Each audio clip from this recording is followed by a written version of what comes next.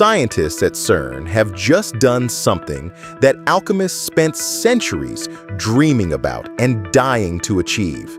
They created gold, not by magic, not by chemistry, but by smashing lead atoms at nearly the speed of light. Welcome back to SciTech Expedition, because today we are exploring one of the most extraordinary and philosophically fascinating experiments ever conducted inside the world's most powerful particle accelerator, the Large Hadron Collider.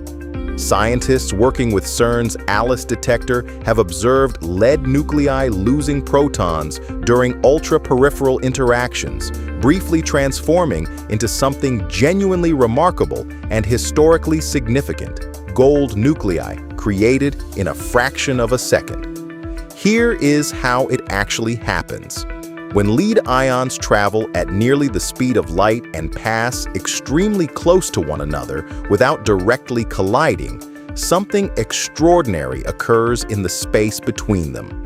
The intense electromagnetic fields generated during these near misses become so extraordinarily powerful that they can trigger nuclear reactions capable of altering the very number of protons inside an atomic nucleus, changing the fundamental identity of the atom itself.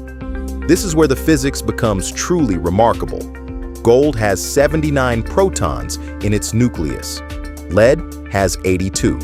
Remove exactly the right number of protons from a lead nucleus, and you have, by every definition of chemistry and physics, created a genuine gold atom. The medieval alchemists were not entirely wrong in their ambition. They simply lacked a particle accelerator operating at nearly the speed of light and an electromagnetic field powerful enough to rewrite nuclear identity in real time. But here is the crucial scientific point that researchers are most excited about. The gold itself is not the discovery that matters.